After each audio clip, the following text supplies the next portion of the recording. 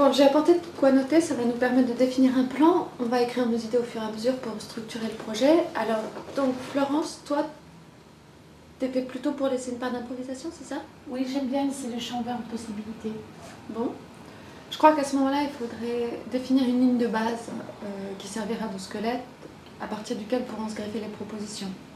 Oui, mais bon, il faudrait déjà savoir de quoi ça parle, parce que l'instant, je vois pas trop où vous voulez en venir.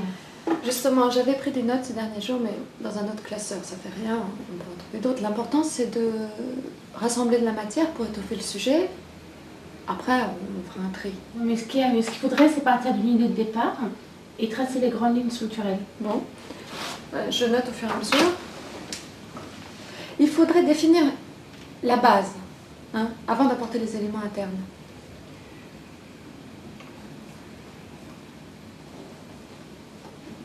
Je te conseille de tracer des colonnes, c'est pratique. Ah oui, ouais, t'as raison. Après, on fera des fiches pour simplifier. Bon, vous voulez les pépitos? Merci.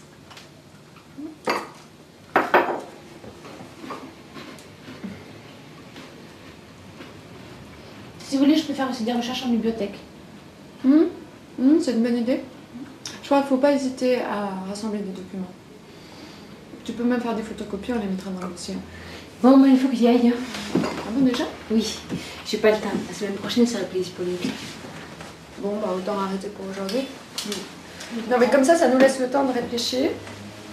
Et je propose pour la semaine prochaine qu'on commence à établir une grille. On se laisse la semaine pour y penser. Bon, allez, salut. Salut. Ne pas avoir pu rattraper la fille qui s'est sauvée de la réunion. La réunion, jouée par Anne Consigny, Jocelyne Desverchères et Lucia Sanchez. Rattraper.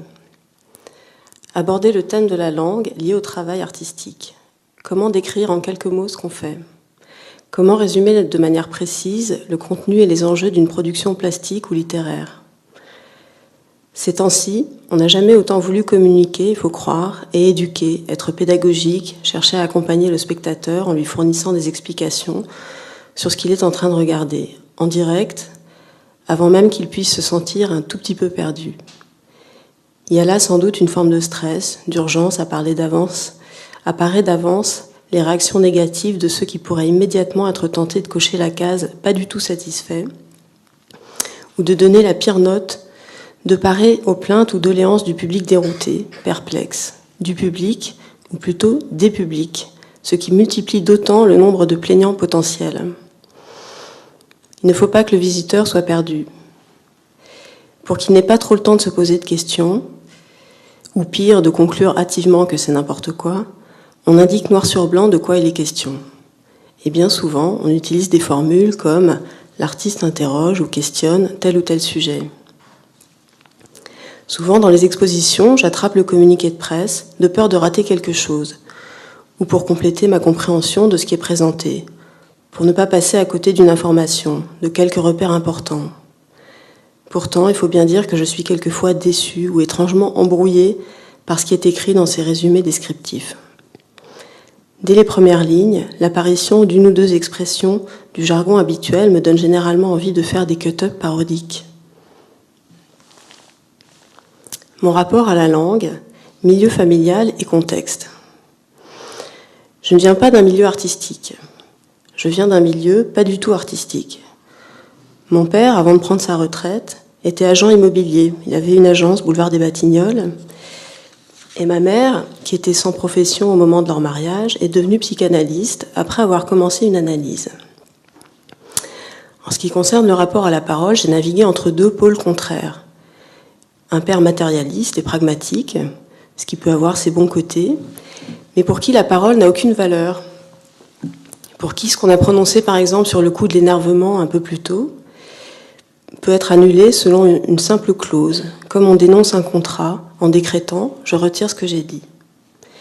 Et une mère particulièrement attentive aux détails, aux tournures, au sens caché, aux trésors de signification qu'on peut trouver dans une intonation ou dans l'emploi d'un terme un peu spécial.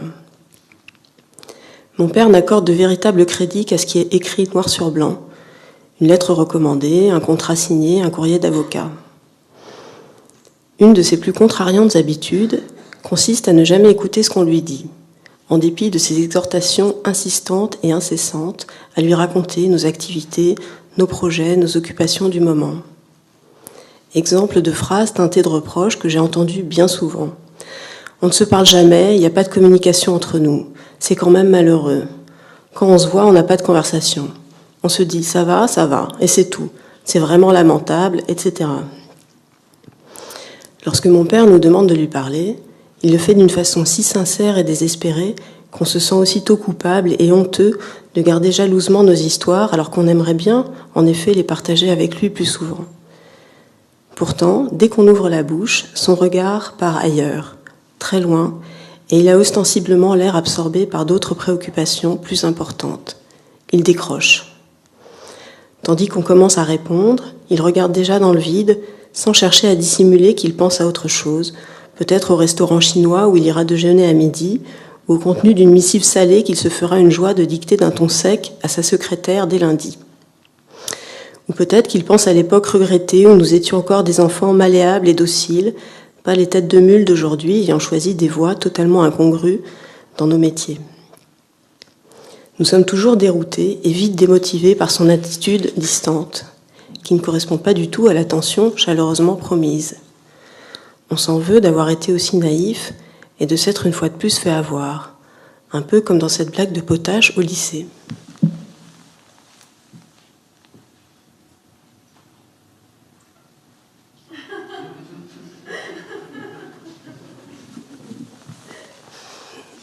Au téléphone, c'est un peu différent. Cela commence par des formules dont les réponses positives sont déjà préintégrées et difficilement contournables. Exemple. Ça va, tout va bien en ce moment, tu travailles beaucoup, j'ai l'impression. Et ça t'apporte quelque chose, tu es contente, c'est positif dans l'ensemble.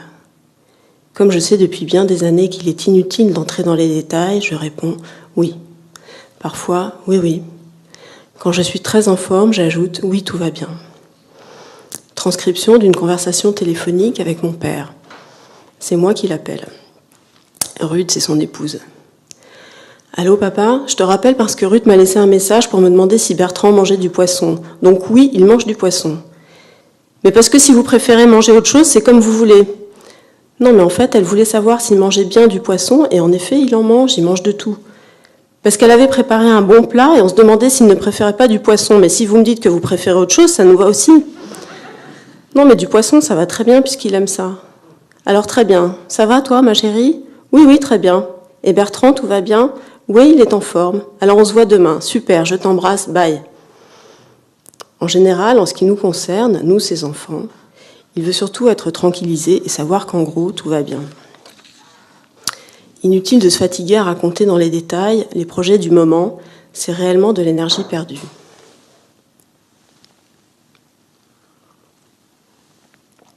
En face, ma mère, découvrant la psychanalyse, les séminaires, le changement radical et sans retour que ça avait dû opérer dans sa vie, était en quelque sorte en quête d'exemples sur le terrain.